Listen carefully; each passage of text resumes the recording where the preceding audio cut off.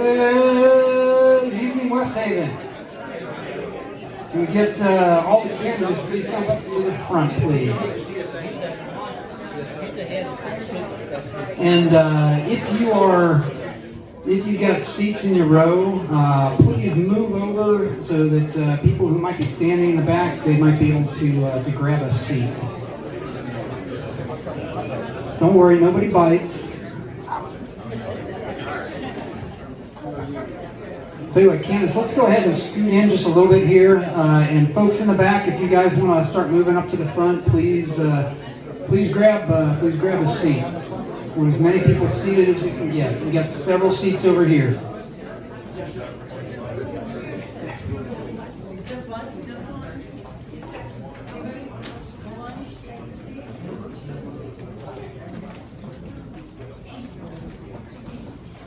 All right. Good evening, everyone. My name is Steve Hickey. I am the chairman of the Westhaven County Republican Party, and it is my great honor to be here tonight. I'd like to start with a prayer. If you would, please bow your heads. Heavenly Father, we ask you to please be with the men who will be trying to convince us that they are worthy of representing us in Congress. We ask you to please give them wisdom. Ask you to please keep focused on what our founders envisioned for this country and to be men of integrity always. In Jesus' name we pray. Amen. Amen. If you would please stand for the pledge.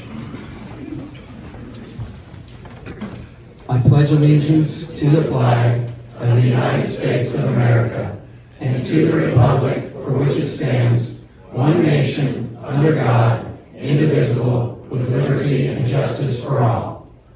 Thank you.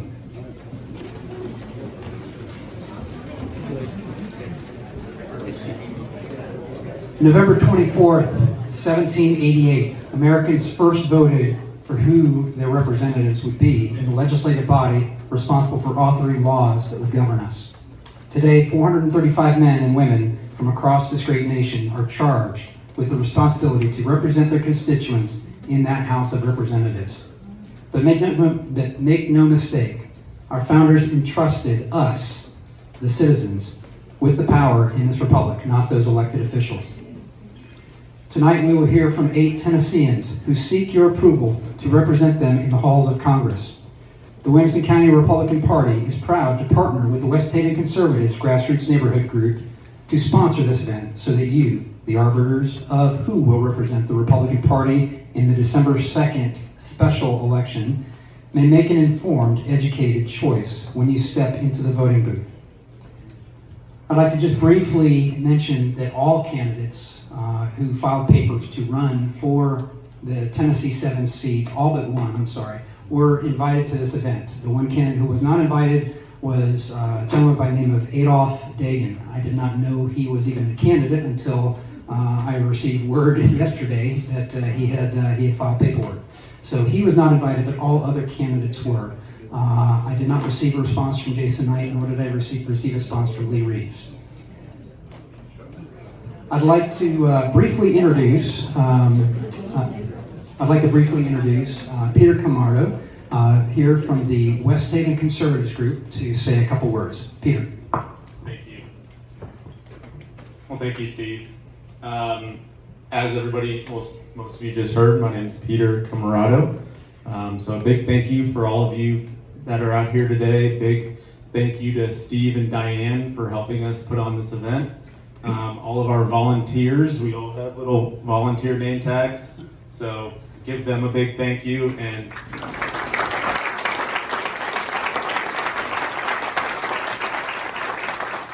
lastly, to our candidates, we're going to have a good, fun evening. So I'm here to share just a quick little note on Westhaven Conservatives. Our table is right over there. We don't have a barker, if you know what that is, over at farmer's market, somebody that calls you over. But please go over there. There's QR codes to join if you live here in Westhaven, and we'd love to have you. We're 636 members strong, and we're looking to grow to 1,000. So.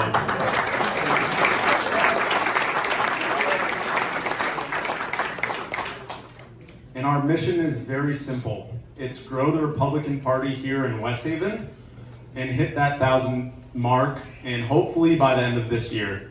So if you're an America First voter who supports President Trump's agenda, please come over here, use our QR code, come find me or another volunteer. We're all from the club and we're happy to help you join. So, and lastly, we very much appreciate everybody being here, and God bless, and hopefully we have a good event. Thank you. So I have a back. This was added after I wrote what I was going to say. So first off, the 2025 municipal election for aldermen is October 28th. And early voting is from October 8th to the 23rd. So wanted to let everybody know that. Now everybody can take out their phones before they silence it again. This is a lot more important. So for the 7th Congressional District, for Mark Green's replacement, early voting is September 17th through October 2nd. Fall break is the week of October 6th. So if you're going to early vote, again, September 17th through October 2nd. So please come out and vote. So. Thank you. All right, Peter kind of stole my thunder. I was going to ask all the volunteers. I'd like to thank, first of all, the Williamson County Republican Party volunteers, my board, and the volunteers who helped pull this event off. If you would please raise your hands so people can see the big list out there. And I'd also like to thank the Westhaven Conservatives volunteers who are all here. If you would please raise your hand if you're Westhaven Conservatives volunteer. Yes, thank you. Thank you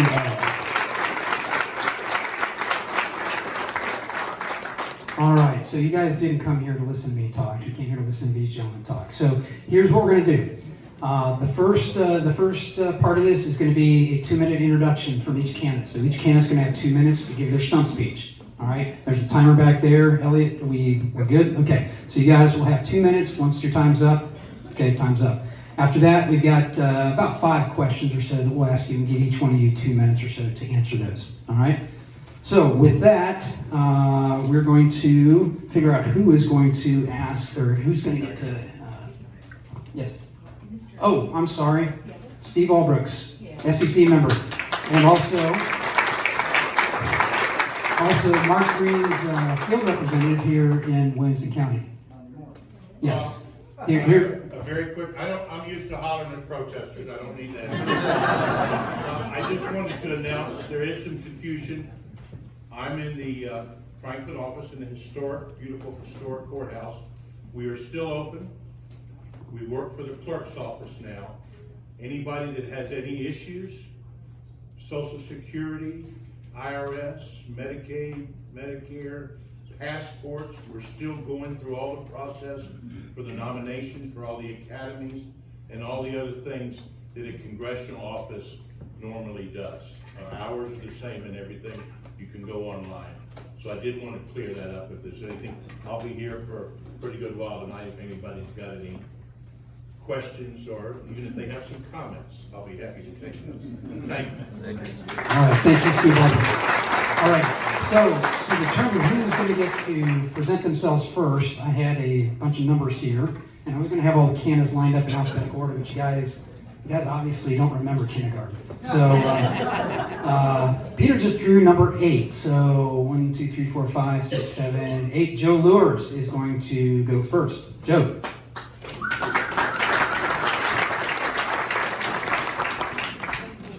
Hello, Williamson County.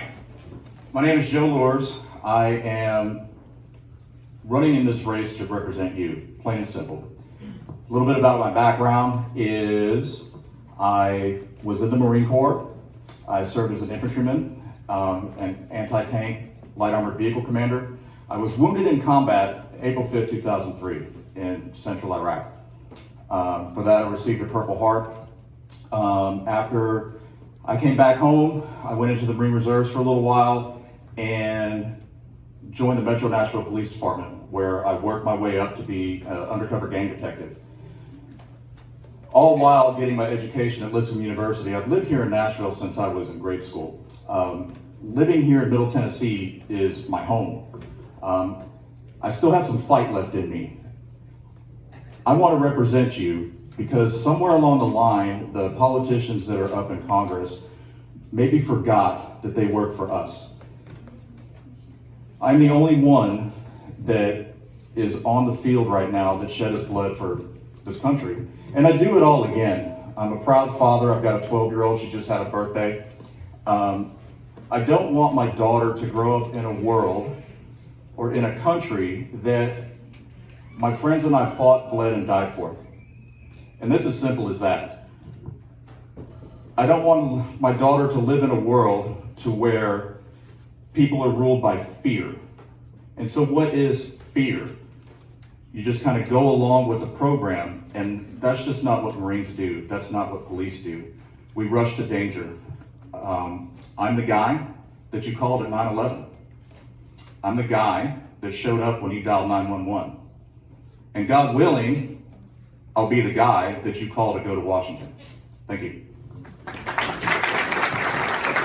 Thank you, Joe. All right, so we'll go back around here. Trace Whittam will be our number 2 speaker. Trace. Thank you very much. I appreciate that. I'm Trace Whittam. I like the spur of the moment because I remind people that's actually why we're here. We have a spur of the moment special election. And starting with that, I remind people, remember, when politicians run and tell you they're going to do something, like we did last summer, we walked around, we asked people, hey, will you elect me? Here's my agenda, but I won't quit on you. We hear tonight, for whatever reason, we're finding a new congressman because we have an open space, right? And something real quickly that's going to separate us is I would say that my opponents also did the same thing last summer and told constituents that, hey, elect us, we're going to support you. And you know, we're talking to folks like yourself and reminding us why you should send us to Washington. I want to remind you very quickly. My story starts out, I guess I was very outspoken in college. I was a college Republican state chairman at the University of Tennessee, Chattanooga. And after that, I thought I would come to Nashville and work in film and television, which is, I have a communications background, but I got working in the Tennessee Senate. I spent 11 years working with the Speaker Pro Tem and the Senate Finance Ways and Means Chairman. Gave me an opportunity to see what was important to Tennesseans through the eye of the budget and the checkbook. I was very proud of that education. I call it an education. It was it was definitely the most education I've ever had in my life. I stepped out in 2022 at a time after COVID because I realized the times in which we were in. Folks, we were living in a disruptive age. And while I was in the working with the Tennessee Senate, I got to work on disruptive policy, things like transport network companies, Ubers and Lyft. And I remind people why you should send me to Washington is, I believe that in this disruptive moment, we got to be thoughtful. Yes, there are things right now like illegal aliens that have invaded our borders. I'm well aware of that. But we got to think as well, it's not just the physical border. They're here. What are we going to do when we're tracking these folks, right? Because we're spending a lot of money on people in America that actually aren't Americans, right? We're upset with them spending our money overseas with countries that don't even support us. So I understand that. I'll be thoughtful in appropriations, and we need to be thoughtful on housing, food, healthcare, and affordability is very, very important. So important issues. Thank you, guys. Thank you. Wow. Don't stand too close to a speaker when you have a microphone in your hand. All right, Matt Van Epps, you're up next. Thank you all so much. It's great to be here. My name is Matt Van Epps. I'm a Christian, a husband, a father, a conservative, and a combat veteran. I'm a West Point graduate.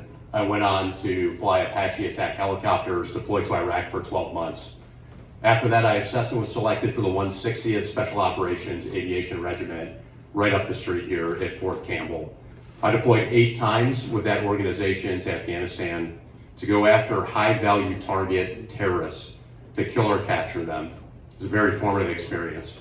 When I got done, I worked in small business and in state government, most recently as the commissioner of the Tennessee Department of General Services, where we were honored to receive a Top Workplace Award, and we were doing Doge before Doge. So why am I running?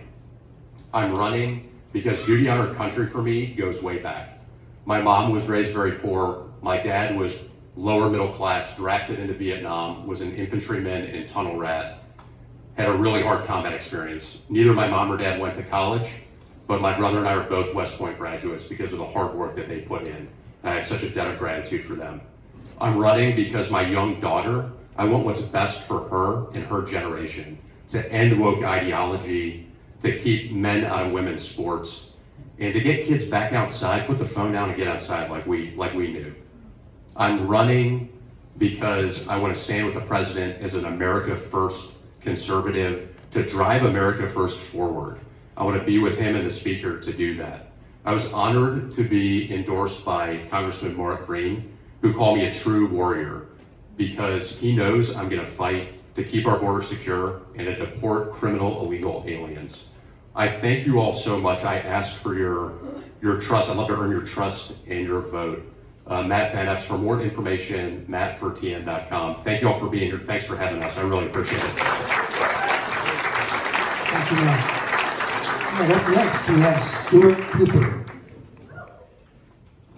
Hey everybody, Stuart Cooper, good to be here. And all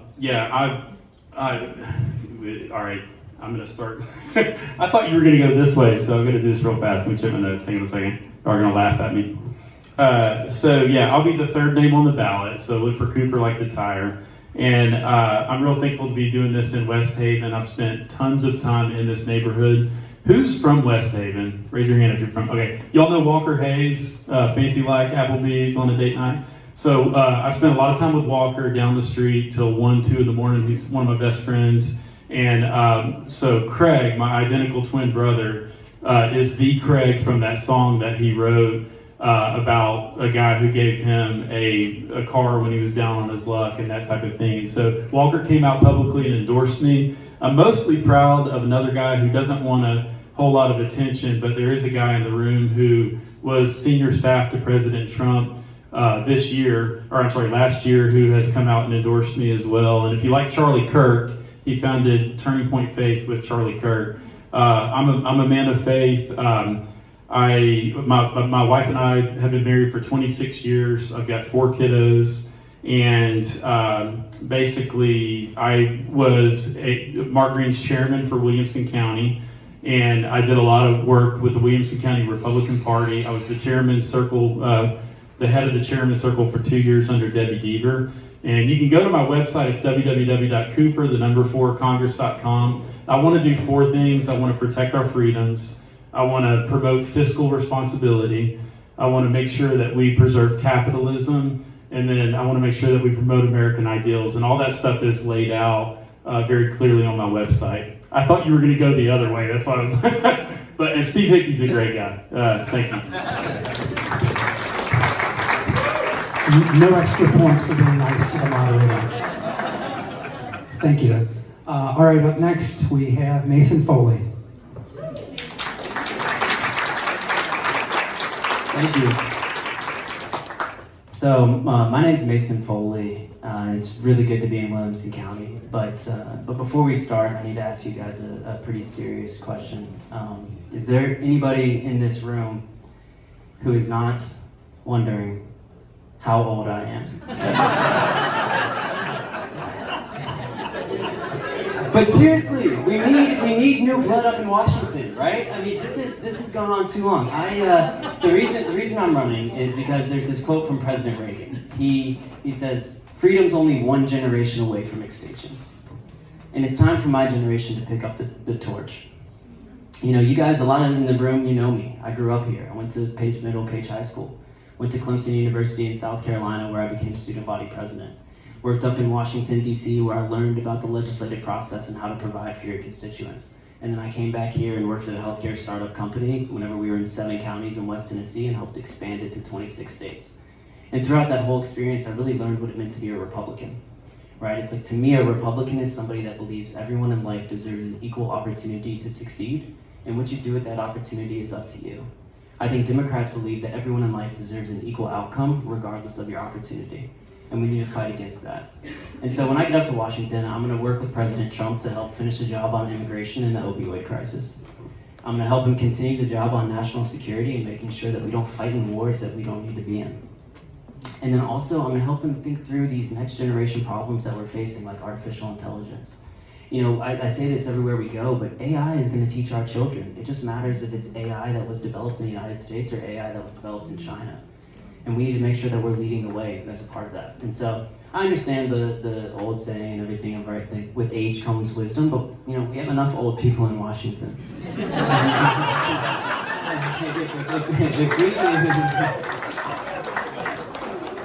If we want to change Washington, we need to change the type of people we elect. And so my name's Mason Foley. I would love to have your vote and look forward to answering your questions tonight. Thank you, Mason. Up next we have Stuart Parks. Stuart. Wow, it is such an honor to be here at Westhaven. I want to honor Mr. Steve Hickey, Miss Peggy, Miss Cates, Debbie Chenard, Peter with Westhaven Conservative Group. I see Jerry Lamar's in the crowd. God bless you, sir. I'm so happy to be here because Jerry invited me in this very same room, in this very same spot in January to speak. And oh my God, this is special because your group was the last group I spoke to before I got pardoned by Donald Trump. I think it was January 9th, and on January 20th, I got a full pardon by President Trump and got my clean record back. So Westhaven, wow, I'm so happy. God bless y'all. God bless every single one of y'all. This is a special moment to be back here as a clean man. Because all the times I was here, I had something on my record, and now I have a clean record. I got out of prison a year ago, a little bit over a year ago, got out of the halfway house a year ago this month. And I know that's like non-traditional for a candidate to tell you that, but we literally, God blessed us with making sure Trump got elected, because literally 2020 with the COVID and the Biden reign of terror, I went to prison, under supervised release. It was just absolutely horrible. Love Williamson County. I like Puckett's. Great place. And my closing attorney is on the square. He's a good guy. What else can I talk about? I'll introduce myself. If this is your first time meeting me, my name is Stuart Park. I am an unvaccinated Tennessee Christian conservative. God bless y'all. Personally pardoned by Donald Trump, and so happy to have my clean record and everything. My background's in real estate. I love preserving 1800s property. I have two that I preserve, one in Columbia and one in Cornersville. So that's why I love coming out here and admiring your real estate and your wonderful traditions here in Williamson County. So you elect me, and all the time that I look up Williamson County, you're always in the top 10 as the best place to live, and that's fine. But I want to make y'all number one, because I'd rather be here than Berry Hill. I live near Berry Hill, but like, excuse me, let me say that. Let me clarify. Beverly Hills, that's what I meant, Beverly Hills. Cape Cod, any other place. I mean, nothing beats Williamson County. So God bless y'all. Thank y'all for having me. God bless. Thank you, Stuart. Up next we have Gina Bolson.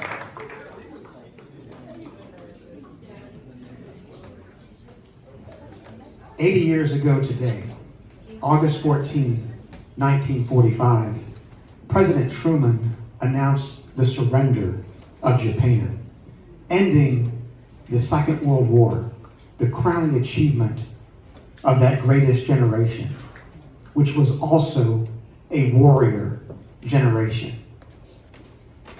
Earlier, in Philadelphia, Pennsylvania, July 4, 1776, we had 56 patriots sign our Declaration of Independence, ending with the words, "Our lives, our fortunes, and our sacred honor." They were a warrior generation. They knew that signing that document was a death sentence to each and every one of them if they were caught or if we lost the Revolutionary War. Fast forward 248 years and 300 miles west to Butler, Pennsylvania, on July 13, 2024. Our president had just survived an assassination attempt. He got up off the ground with blood on his face And what did he say? Fight, fight, fight. He's a warrior. What we need, what our community needs, what our country needs is a warrior. Ladies and gentlemen, if you know anything about me, you know that I am a fighter. I have fought in our Tennessee General Assembly for the last 4 years to protect the unborn, to protect our Second Amendment rights, to protect girls' athletics, to combat illegal immigration, and to restore our rights as a sovereign state under the 10th Amendment. I can guarantee you this, that if you go to votegeno.com and support me, I will fight for you with every ounce of energy that I have as long as I am in DC. Thank you. Thank you, Gino. And last but not least, we have Jody Barrett. Thank you so much. It's so good to see a room this full. Look, I'm not here to give you a stand-up routine to entertain you because this is a serious matter. We're here to elect a congressman, not a comedian. And look, what you all are here to do is decide who you trust to go to DC and fight for you. Every one of us up here are strong Republicans. Every one of us are going to tell you that we're pro-Trump. We're all going to tell you that we're conservative. We're all going to tell you that we're going to fight for pro-life. We're going to fight against immigration. So how do you separate us? Well, you separate us by looking at our record. I'm the most conservative candidate in this race. I'm the only person in this race that has a 100% conservative voting record from 2 different organizations, both the Tennessee Legislative Report Card and the John Birch Society Freedom Index. So you don't have to guess what I'm going to do when I go to DC. You know. You don't have to say, well, he says nice things and he's got fancy mailers and he's been on the radio and he's got a great story about putting a baby crib together or he flew helicopters. You can look at my record. You can know and trust that I'm going to be the same person there that I've been in Nashville, the same person I've been my whole life growing up in Dixon County right next door. I love this state. I love this district, and I will fight for it. Everybody that goes up there, everybody that's sitting here says they're going to fight for you. Well, everybody has a plan until you get punched in the face. And when you get punched in the face by your leadership, by PACs that are spending millions of dollars to tear you down, that are threatening you with primarying you if you don't vote the way they want you to, you can look at what I've done and you can know that I'll bow my back and I'll dig my heels in and I will fight for you and stand on principle every time. Thank you. Thank you, Jody. Tell you what, hold on for a second, Jody. So, Jody, you're going to get to pick the next number, and we will go the opposite direction this time. So, Get ready, Stuart. Yeah, what are our numbers? what do we have? Number 3. So 1, 2, 3. Stuart. Stuart Cooper.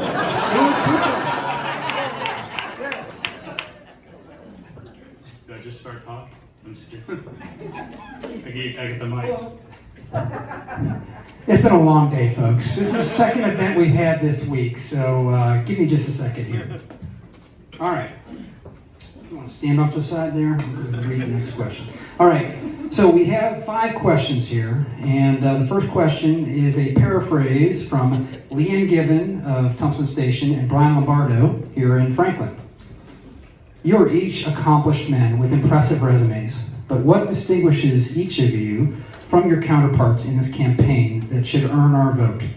What makes you a conservative Republican and differentiates you from people who aren't conservative? There you go. Yeah, that's a number of different questions, so I might look at it. So yeah, basically, there are some differences. I'm a 5th generation Tennessean, so I was born in Chattanooga. I was raised in Knoxville and educated, undergrad and graduate at the University of Tennessee in Knoxville. Graduated the year we won the national championship. I was with Peyton Manning, went to school with Peyton Manning. Crazy years to graduate, it's amazing. And then I moved over here to help start a church plant. So our church in Knoxville planted a church out here called Redeeming Grace Church. There's some people in the room from RGC. And so I've been quick to volunteer. My mom and dad have always raised me and my two brothers to make sure that we volunteer. I haven't done it in the military, and I've heard different people say that if I had 5 different lives, I would have done that too. I've got 3 boys and a girl, and one of them is heavily leaning toward a military career. But my volunteer service has mostly been in the church. That's the second answer about conservative. I've read through the Bible. So I became a Christian at 18 years old when a flyer slid under my door at Hess Hall. After I was looking out the room, I prayed, God, I don't know if you exist, but if you do, I need help. Please do something now. And a flyer came to my foot. So I leaned over and picked it up, and it said victory in life through Jesus Christ. And so I did a double take out the window. That's weird. Called who became my wife. Jenny is my wife of 26 years. And I said, babe, would you come to this event with me? And then I called her later and said, I just want to go by myself. I heard the gospel, became a born-again Christian, and that was 30 years ago. For the past 30 years, I've read through the Bible. I'm not trying to brag about anything I've done. It's just what I do in the morning. I wake up in the morning and I go through the Bible reading plan. That's where I get my compass. That's where I get my ethics. That's where I get my conservative nature. Thank you, Steve. All right. Up next, we have Mason Foley.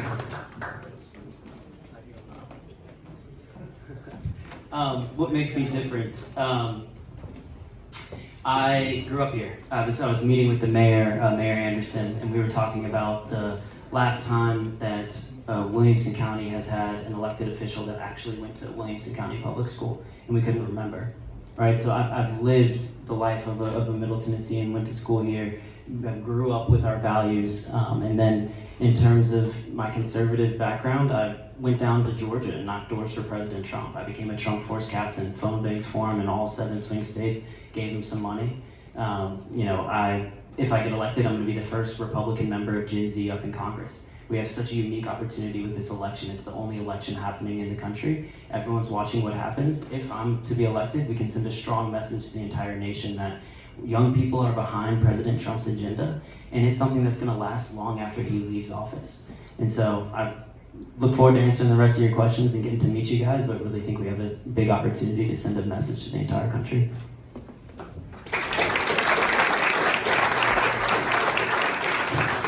And Stuart Parks. Thank you. Wow, what a great question. That's an easy one. What makes me stand out from the other candidates and being conservative? I don't even know where to start. I'm the only one that was there on January 6th. I'm the only candidate in the race that's been to prison. And folks, how do I say it?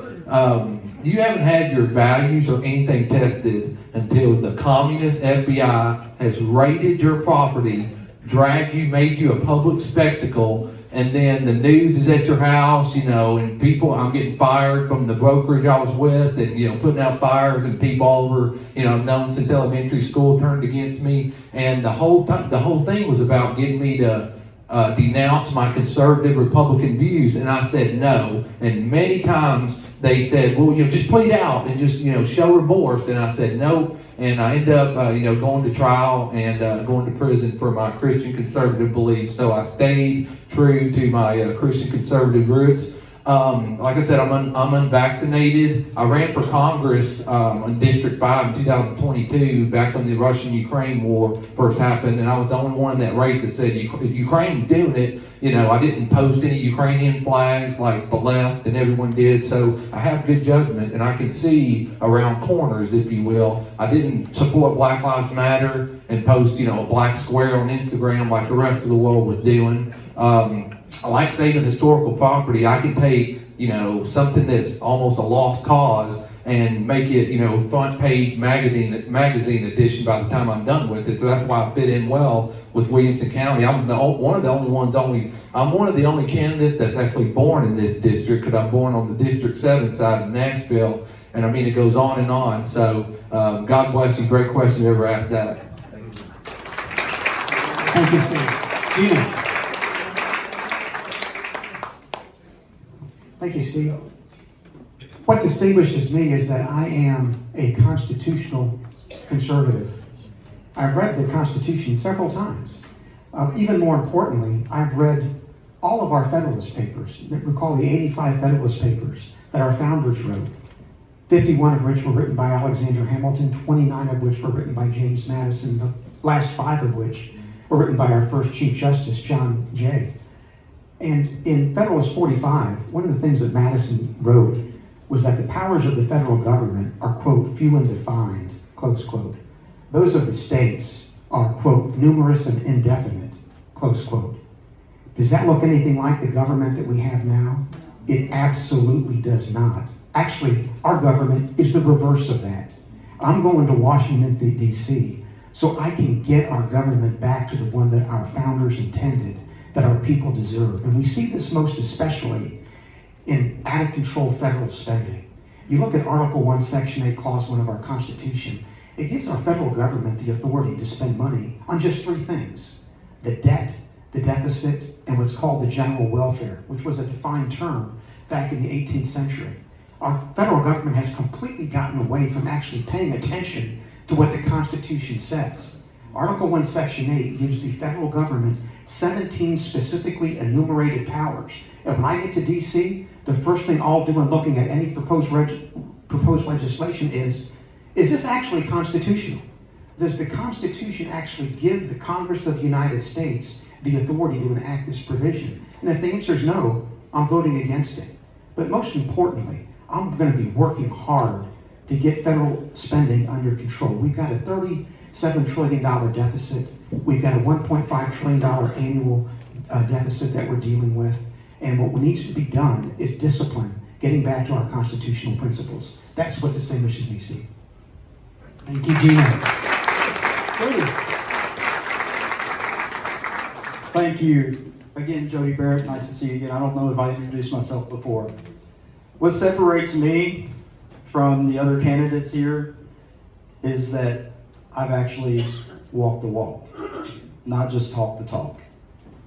I didn't throw my constituents under the bus when the governor wanted to ram school choice down our throats.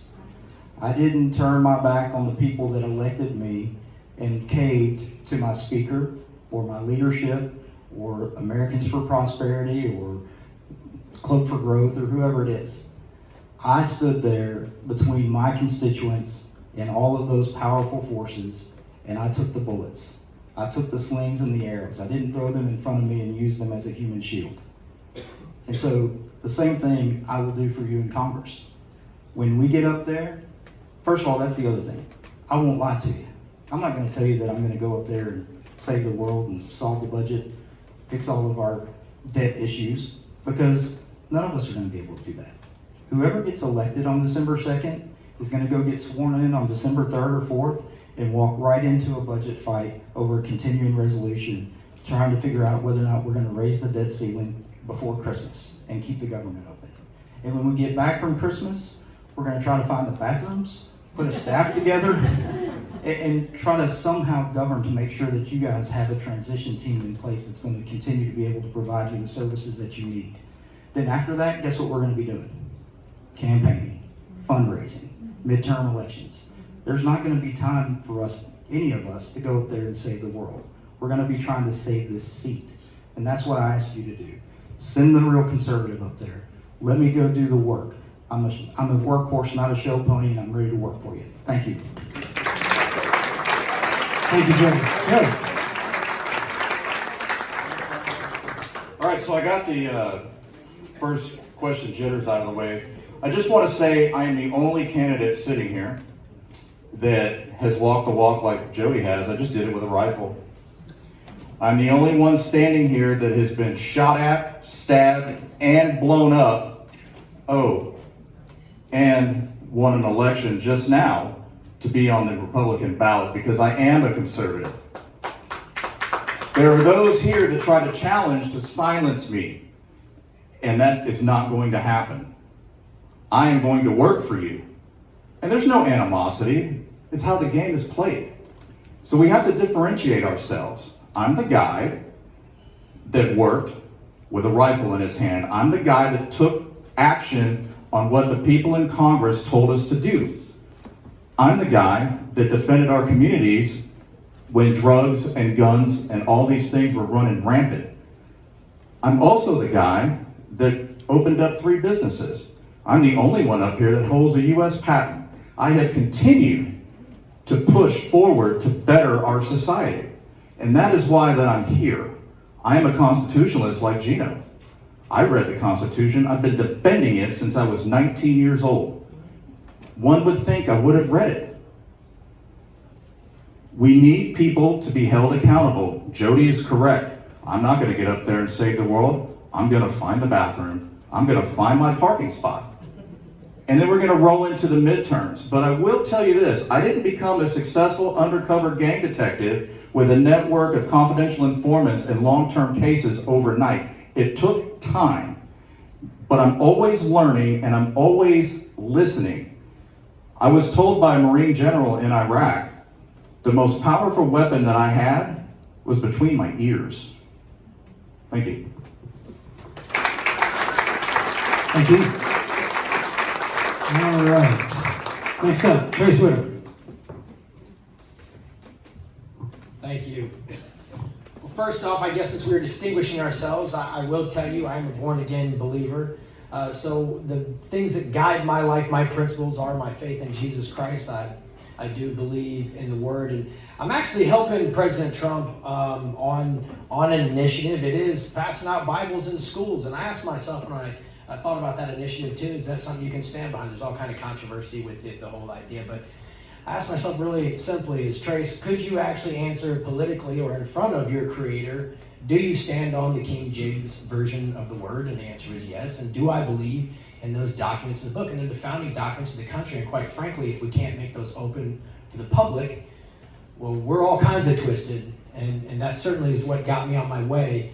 I did grow up in church, and that was something that really motivated me in hindsight, thinking, you got to stand up and speak out when your truth is challenged. And that's what really got me going in college. What distinguishes me, I'm very proud of, like I said, I refer to it as an education, working with our Tennessee senators, working in government, working on bills, working with constituents, taking their phone calls for over a decade. There's certainly not a profession to get wealthy in, although that's not true for everybody. It's something you do because you love it. And so, there is some satisfaction when you get a call and somebody really who's at their wits' end and doesn't know where to go, and you're able to help them. That is what this is about. It's about working for you. And I think one thing we have to be very clear is you have an opportunity to send a lot of folks. But my point I made earlier was I won't quit on you. I did run in the U.S. Senate primary last summer. I talked about ending the federal income tax. I talked about repealing the 17th Amendment. I do think we need a balance between the state houses and the people. Once again, that was the Democrat Republic that was the foundation of our country. And quite frankly, our system is perverted when we say it's broke. I think that's what broke it.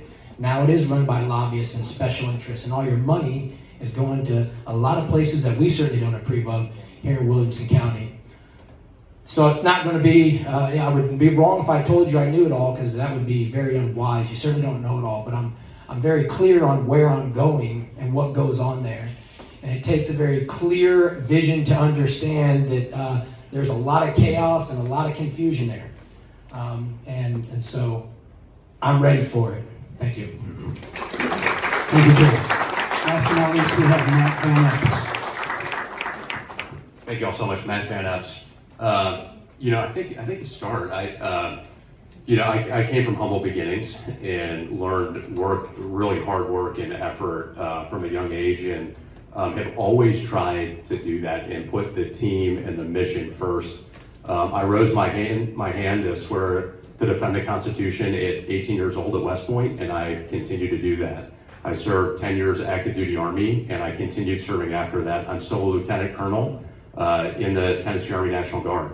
I put a uniform on once a week, once a month, and 2 weeks in the summertime. I gotta get a haircut and shave then, but I love doing that. I love serving because it's so important. I was the first one to get in this race. Was not worried about who else was getting in, even though we have great candidates, and it wasn't an ego thing. It was just that I felt like this was the right mission and have the right background and experience to try to fight hard on behalf of all of you so that we take this fight forward to DC. And I've been fighting for a very long time, and honored and humbled to do that. and be able to do it. I'm a special operations veteran. I've worked in state government and small business, and so I think the well-rounded background gives me a lens to be able to go forward to build teams and execute the mission. And I think that's what it comes down to. It's trust, and it's the ability to build teams, motivate folks. I'm not the biggest fan of talking about myself. Honestly, I'd rather talk about the team and the teams that I've led and what we've executed. And I think that's just really important. I'll give one story here. Mark Green endorsed me, which is another differentiator, but because he knows the background. As I was flying into Afghanistan, I flew into an enemy ambush. An RPG bounced off my probe. The first thing I did was say a prayer. Then we got to work and destroyed the enemy position and completed our mission. And that's the fight that I'll take forward. Thank y'all so much. Thank you, Matt. Hold on just a second, Matt. We get to pick the next person. We'll go the opposite direction this time. Here we go. We got number 4. All right. So yeah, it's going to be Stuart Parks once I read the question. Hold on, Stuart. All right. Here we go. So this is from Peter Camarado from here in Franklin. Republicans are tired of politicians who say one thing while campaigning, then legislate differently. What's a non-negotiable conservative principle you would never compromise on, even with bipartisan support? One principle that you would never compromise. That's a great question. I hate human mutilation, so that's why I'm against Hamas for what they did to Israeli citizens. On October 7th, drug them down into tunnels and just mutilated both live and dead people. I hate transgenderism because it's mutilation of children, men and women. To obtain some weird, self-identity. I also hate abortion because it's human mutilation inside a female's womb. So that's something I will never compromise on, is human mutilation. And I know those are 3, controversial topics, but I'll be willing to be upfront with the wonderful people here in Westhaven and people around the world watching that I hate human mutilation. So thank y'all for having me. Thank you, Stuart. Gino.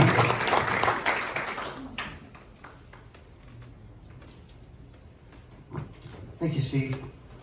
What's non-negotiable for me is the protection of innocent, unborn human life.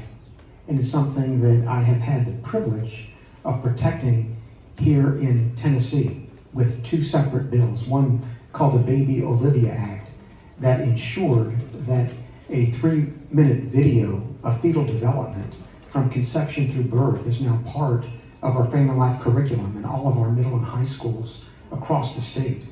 Because to me, the greatest destroyer of peace that we have in our country and in our world is abortion. Destruction of innocent, unborn human life. And despite the fact that we've done such a good job in the General Assembly of protecting unborn life, we still have abortion pills being sent into our state illegally, resulting in the death of at least 400 unborn children every month. And those are just the statistics that we know, which is obviously more than 5,000 a year. So in Congress, if there's a bill that in any way fails to protect adequately unborn children, I will be voting against it. And let me also mention that one of the best things that came about of the One Big Beautiful Bill is not just enshrining the Tax Cut and Jobs Act of 2017, as important as that was, but defunding Planned Parenthood was revolutionary because for some reason for decades our federal government has failed to heed the voice of the voters, and they've been funding this horrific organization that resulted in the death of 60 million unborn children from 1973 to the present. And I'll do everything I can in DC, as I've done here, to protect our unborn children. Thank you, Gino. Jody. Thank you, and I knew Gino was going to say that. So Gino and I have worked together for 3 years now in the state legislature, and we are in lockstep on life.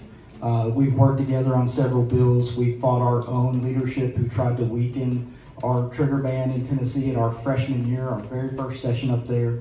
And many of you probably don't know that there are more abortions in Tennessee now than before Roe v. Wade was overturned.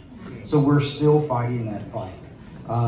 We passed a bill, a terrible bill this year, House Bill 533, which created a statutory right to IVF and contraception, which includes emergency contraception.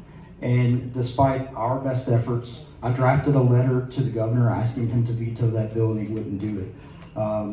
But I agree with you, Gino. Everything in my power, everything in my being, I will do to protect life always. So, to give a different answer, I have to say that the one thing I won't compromise is my role as a representative. My job is to represent you, not replace my opinion for yours. You're not electing someone to send them to DC to say, hey, you just go up there and figure it out, do whatever you think is best. My job is to do what you would do if you were sitting in the chair. Say what you would say, push the button that you would push. And no matter what peer pressure or threats or money comes against you, if God is for you, nobody can be against you. And I will do that every day for you, all day, and will not compromise. Thank you. Thank you, Joe. Joe. I really don't want to beat a dead horse. I have spent my entire life defending those that couldn't defend themselves. Plain and simple. You call me to defend you overseas, you call me to defend you here, well, in Nashville when I was a police officer. I am like Gino and Jody. I believe in the right to life. The fundamental thing that I will not compromise is my integrity and your rights. All this woke ideology that keeps coming into our classrooms, coming into our sports, all of that stuff needs to go away. My 12-year-old daughter knows what a girl is.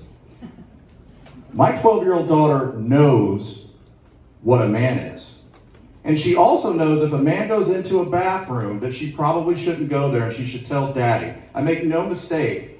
I will protect my daughter just like I would protect yours. This stuff needs to stop, and no matter what they tell you, like I said, I've been shot at, stabbed, and blown up. I'm still here. I'm not going to go anywhere. And like Jody, you are electing somebody to work for you. That person needs to be you. They need to have your soul conscious, so that way when they're sitting there getting ready to read a bill or to vote on a bill, it's how you would do it. And make no mistake about it, you hand me a 1,200-page bill and tell me that you're going to vote on it in 4 hours, the answer is no.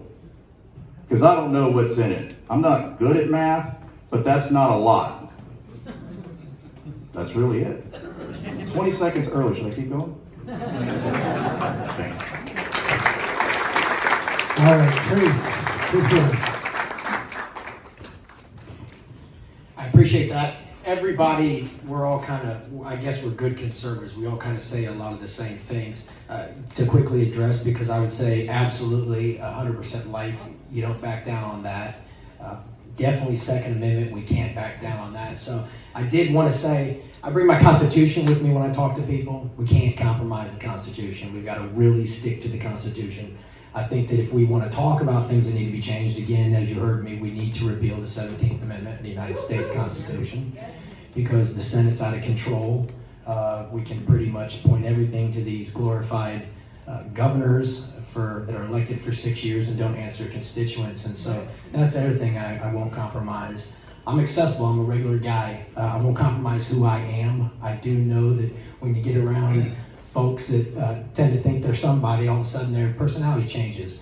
And I'd like to think that life has seasoned me enough to let you know I am who I am. I'll tell you what I know, as honest as I know it. If it changes, I'll let you know. But I am who I am. I'm very proud of that. So you don't compromise who you are and your integrity. Thank you. Thank you, Chris. Next up, we have Matt Van Ness. So I think, at the very core of this, it's integrity. I still operate off of the Army values: loyalty, duty, respect, selfless service, honor, integrity, and personal courage. That's the non-negotiable. I think pulling teams together And being able to put good decision-making processes is really important to achieve the president's objectives, to achieve the speakers, to work on behalf of them, and to fight for all of us, to fight for our district. And I'm not a subject matter expert everywhere, but I think pulling in those folks who are and having that voice is really important so that you know and learn and can understand and make really good decisions. And I think the other part to that, which is an integrity part, is that I'll always come back and I'll always explain the decisions that are made. I'll do whiteboard Wednesdays and explain what the decision processes are and what's happening. And we'll come back to do that. I think some other things that are really important to me as a part of this process, crime is, the president's doing the right thing about deploying additional assets in DC. Crime is out of control. We should never feel unsafe walking to a restaurant with our family. That is the bottom line. I'm a law and order person. Keeping our borders secure, deporting criminal illegal aliens is really important. The president is right to do that. He was right in LA, he's right in DC, and we've got to get that under control, and I'll stand with the president in doing that. I would have voted for the Big Beautiful Now law. I think locking in the tax cuts are so important. I think getting rid of the terrible Green New Deal to unleash American energy. Nuclear is our future. I really believe in nuclear, it's so important. The Clinch River site in East Tennessee is the future. That should be online in 2032. I'll fight for nuclear because it's a national security issue to secure our grid. But it all comes down to integrity and decision-making processes. So thank you all so much. Thank you, Matt. Stuart Cooper. So I went to the P.O. box. One of the things that happens when you do this is you start getting letters from all over the place and calls. And I went to the P.O. box and I got this and I filled it out really quickly. It was from the National Pro-Life Alliance, and I snapped a picture of it and I sent it to my wife and I said, this is why I'm running, things like this. So let me just read some of the stuff that I checked yes on. It says, will you support federal legislation giving parents the rights to stop any abortion from being performed on their minor daughter except to save the life of the mother? Yes. Will you support requiring a 48-hour cooling off period and mandatory counseling on risks and consequences of abortion for persons who believe they may want to have an abortion? Yes. Will you vote to require that abortion providers show the mother an ultrasound image of the child before any abortion takes place? Yes. Will you support legislation to outlaw so-called sex selection abortions? Yes. Would you vote to prohibit the U.S. government from granting any public funds to groups that perform abortions? Yes. Will you vote, you can hold me accountable to all of this, yeah. Will you vote to prohibit the U.S. government from granting any public fundings to groups that perform abortions? Yes. Will you vote to bar webcam or this stuff is going on, telemed abortions, as well as the distribution of any drugs like RU-486 that are prescribed to cause an abortion? Yes. Will you support nominees to the United States Supreme Court and the lower federal courts who will uphold the constitutional right to life of every human person, born or unborn? Yes. I'll read two more. Will you vote against any bill that would codify Roe versus Wade or expand it? Yes. Would you support any and co-sponsor a Life at Conception Act defining that life begins the moment of conception, thereby resolving for all time, as stated by the Supreme Court in Roe versus Wade, the difficult question of when life begins? Absolutely yes. So that would be my answer. Thank you, Stuart. And last but not least, we have Mason Foley. Thank you.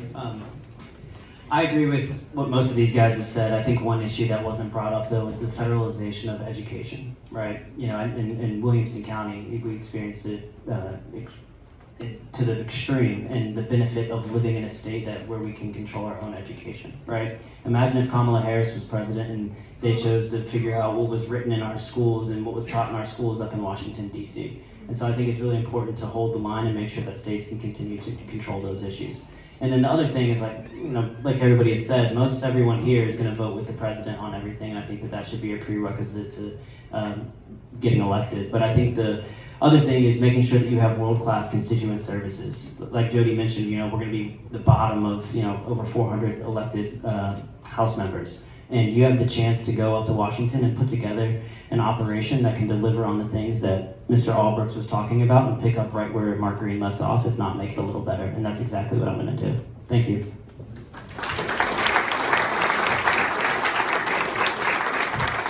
Awesome. Thank you so much. All right, Mason, you want to do the honors? Pick the last question or last number here, number 6. So that is going to be, Gina. Stay safe for just a second, Gina. All right. So let me ask this question, but before I do, this will unfortunately be the last question of the evening because we do want to get the straw poll done, and we do have to turn the room back over to Westhaven at 9 o'clock. So, you guys having fun? Is this a good event? Yeah. Do you think we could do a bigger event next month sometime? You guys want to do a bigger event? Ask a few more questions? Okay. Yeah, we're working on that. I think we're gonna do something next month. So look for that, and we would really like everybody, as many Republicans here in Williamson County, to turn out for that as possible. All right.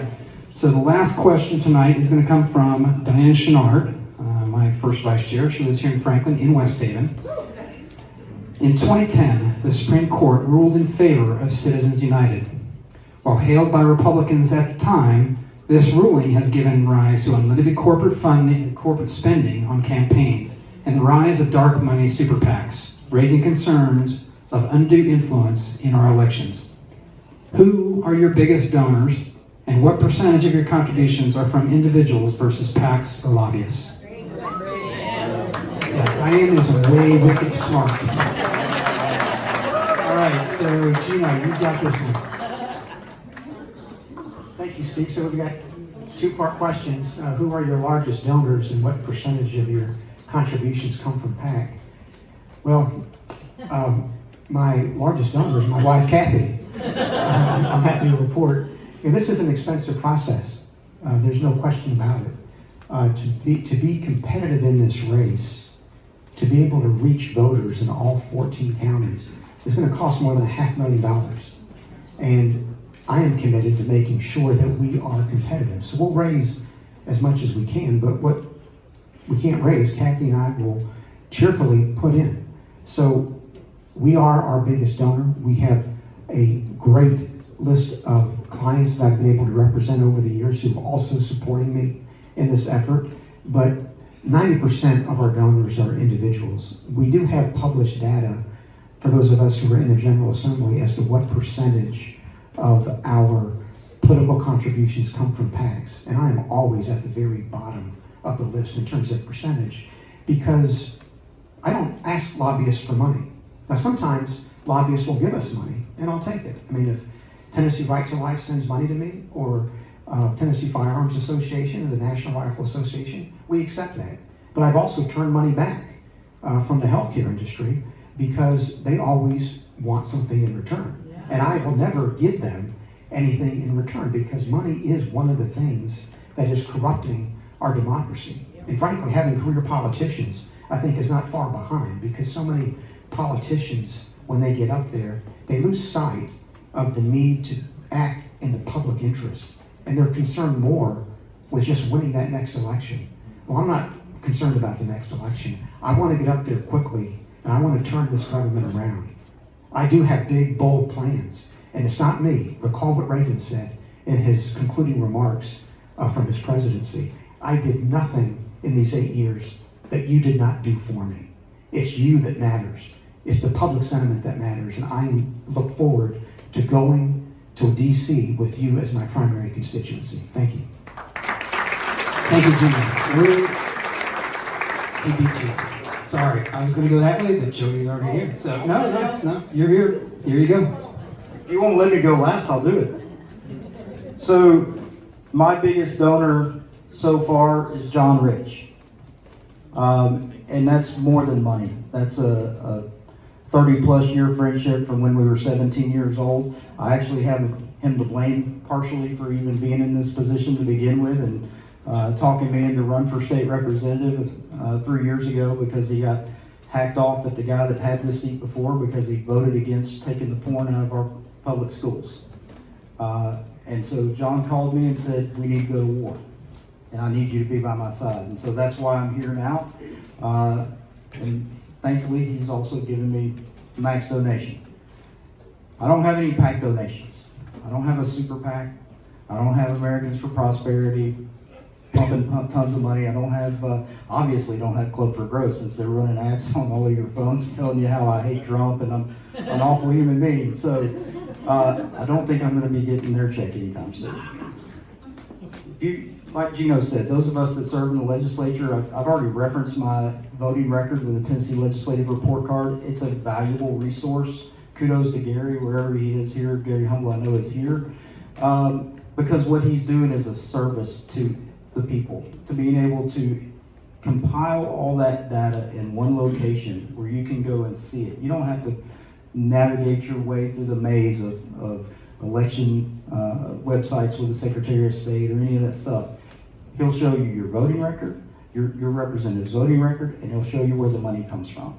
And like Gino, probably 85% of my money comes from friends, family, constituents, clients. I've practiced law and lived in Dixon County. I've lived there my entire life. I've practiced law there for 25 years, and I call them a lot. Most of them are trying to forget my number when I call because they know I'm going to be asking them for money. But no, everything I've raised to this point is all from grassroots people that know me, love me, trust me, and want to see me go to DC and represent them.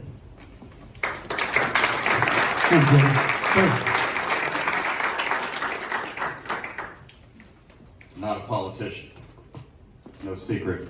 I am an outsider looking to make a difference for you. So to answer your question, 100% of everything that I have done has come from mine and my wife's bank account.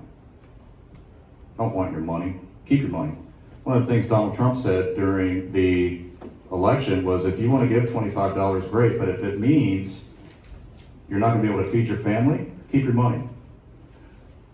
I agree that this is going to cost money, and I will eventually have to raise money for that reason. As far as PACs, the answer is absolutely not. Reason being is I know, and hopefully you know by now, I can't be bought. I have been in places where there are stacks of money from the floor to the ceiling, drugs and guns everywhere. It's not worth my integrity. I will not sell my soul for money, because money is a tool. It's an ends to the means, but it can also be the root of all evil. And we have seen in our Congress and all across the nation how money has corrupted people and they forgot where they came from. And you can look all this stuff up. They're fighting right now to stop Congress people from trading stock. They're getting insider information. They wrote laws to protect themselves from insider information. And to kind of put that into perspective, Martha Stewart, who was a billionaire, went down for, what was it, 40 grand?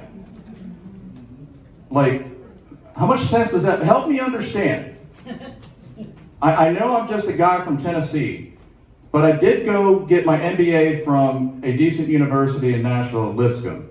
I've served my country. I know what money does, and it's a tool. So no, I'm not going to take any money, period. Grace. Thank you. I appreciate this question. So I started first running for office in 2022, and I am a grassroots guy. Like I said earlier, I am who I am. I'm a grassroots guy, just a regular guy.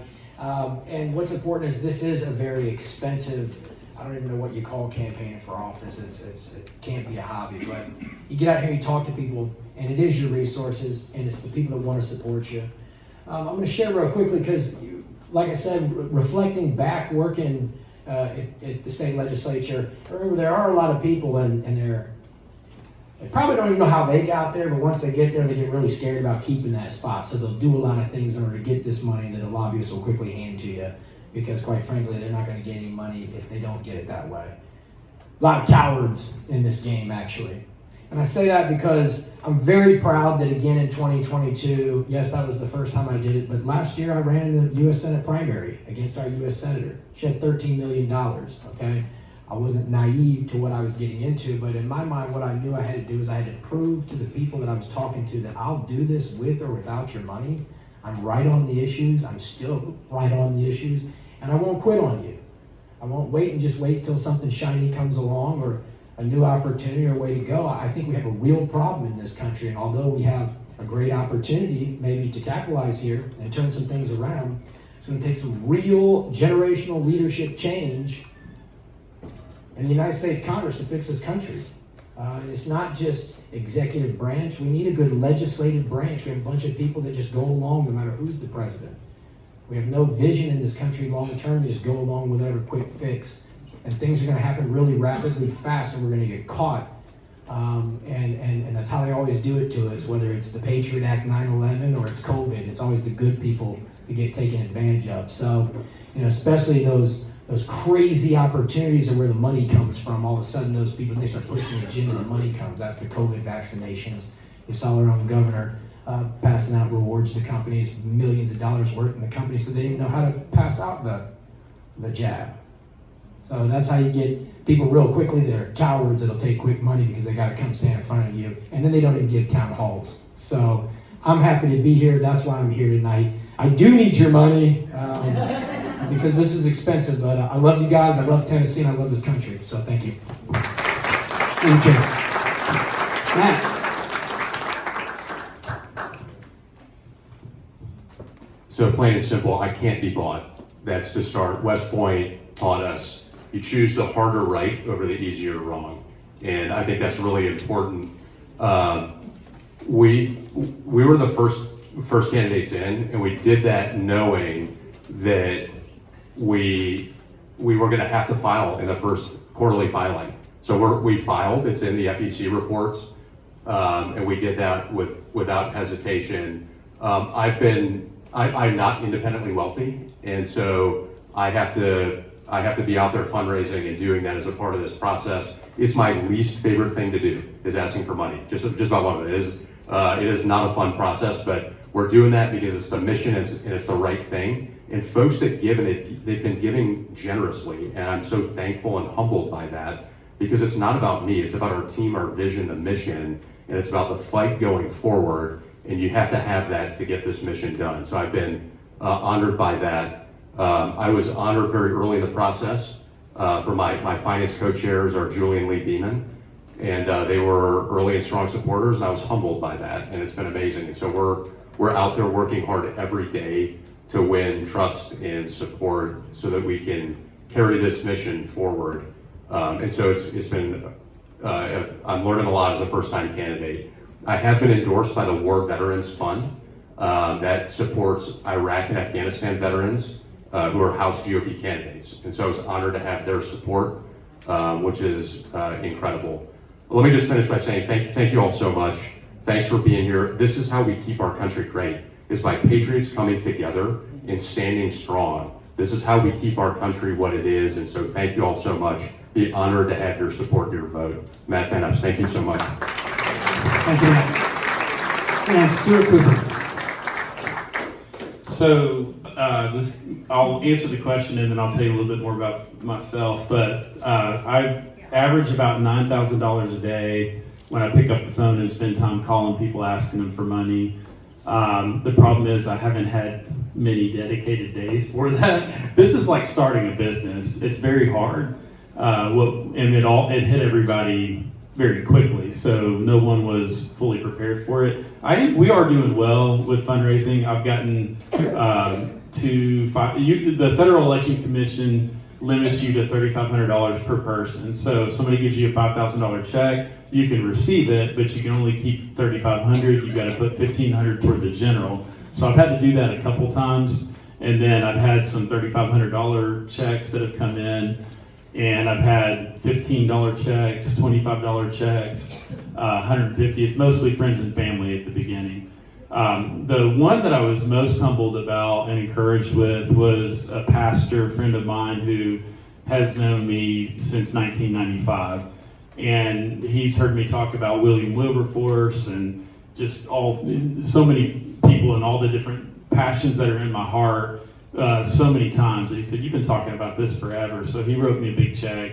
I'm a business guy, so I would agree with one of the candidates who said it's the least favorite thing to do. I actually think that's a good comment. At the beginning, it's not fun picking up the phone and asking people to give you money, but I do think if I win the primary and jump into the general, I probably have a better chance of raising money than most of the guys up here. I've driven about $130 million in revenue to multiple businesses and brokered mergers and acquisitions. And I'm in the tech space, and I love sales. It's what I've done for 26 years. I'm good at it, and I love the Republican platform, Trump's agenda, and so I think I can do a really good job raising a ton of money as we move into that. But the PAC thing, I think, does get really quickly to another broader issue. That's probably a reference to people who are receiving PAC money in this race and in a recent one. And anybody who's got their arm around Trump right now saying that he's his best friend, I would just be leery of that. That's probably not the case. And All right, Mason Foley. So all of my money so far has come from friends and family and some of the people in this room. So thank you so much to everyone that has believed in me and chosen to give money to me. But that fact is the reason why I chose to get in this race, right? This is a unique race, and Gino said it's going to take $500,000 to win, and it's like I think we'll end up close to that number to be able to compete. But given this short time frame for the election, we can win by working harder than everyone else. One of my mentors, he told me, he said, "Hey, if you run this like we run our companies, you'll win." And so whenever I went and got my petition, I got it signed from people in all 14 counties. I don't know if anyone else has done that, maybe they have, but really excited to get support from all over the district. We have coalitions across every county, not every county, but in different groups where we have people joining from every county. And I think, yes, we're gonna raise the money. I'm not gonna take outside money or anything crazy like that. A lot of it's gonna be grassroots, friends and family, but we're gonna win this race by working hard. And so I know a lot of you guys in this room came with other people, and nobody's with you in that voting booth though. So I know here it's like they might look over your shoulder when you're doing the straw poll, but whenever it's October 7th, Mason Foley is my name. But we're gonna win this race by working hard. If you guys want to join our team, we'd love to have you. We'd love to have your support, and really thank you for listening tonight. I'll be around afterwards to answer your questions as well. Thank you. Thank you, Mason. All right. Last candidate of the night, Stuart Parks. Thank you. Well, I'm so honored to be here with y'all. I have an economic degree from Ole Miss. God blessed me with a great life. I have several successful companies. And so, with campaigning, there's startup costs. And with me, I love helping conservatives out. And I have the best campaign team ever. We, scrutinize and carefully check people's backgrounds and their past. And with me, when I got arrested for January 6th, when people found out I was involved with January 6th, I lost everything. People that I thought were Republican, the brokerage I was with, and people severed ties with me. So with my campaign, I hired true conservatives, and so with that, there's cost and help them feed their family and cover their expenses and so forth. So I say all that to say I'll be putting up to $500,000 of my own money in the race to make sure that my staff has plenty to eat and to cover their costs and so forth. And then it's so precious when I was speaking at Dixon County, people get inspired and they just write checks, and I don't even ask for money. When I'm in a public forum like this, and people are like writing checks and stuffing it in my coat pockets, and just so precious. One of my favorite donations I received just this week was a precious man. During one of the storms, we had a tree fell on one of my properties, and he came out and cut it up, and he has a small business, and I called him up and I said, "Hey, I'm running for Congress and I'd love to have your support." And we got to talking, and the EPA and the far left Green New Deal put like a governor on all of his diesel trucks, and just making him really hard, making life hard for him. And so I told him I'd be more than happy to get rid of this Green New Energy scam, and without any hesitation, he donates money. Just gave me $20. So just stuff like that's really precious. And remember what your pastor said. Jesus said, where a man's treasure is where his heart is. And so I'm my largest donor because my heart is here in this district. I love you guys. I was born in the district, so District 7 is in my DNA. And I'm just so honored to be here.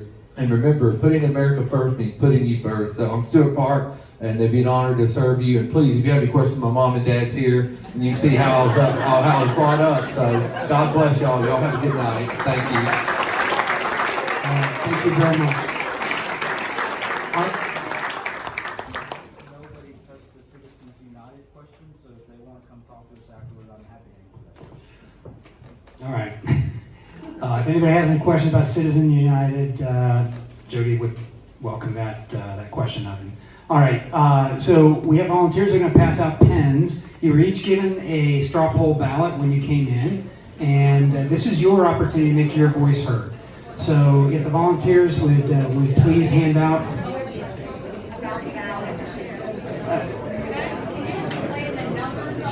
All right. The ballots, the numbers on the ballots don't really mean anything. It was just a way to make sure that somebody didn't run out and try to photocopy ballots, okay? So don't worry. And this is not ranked choice voting.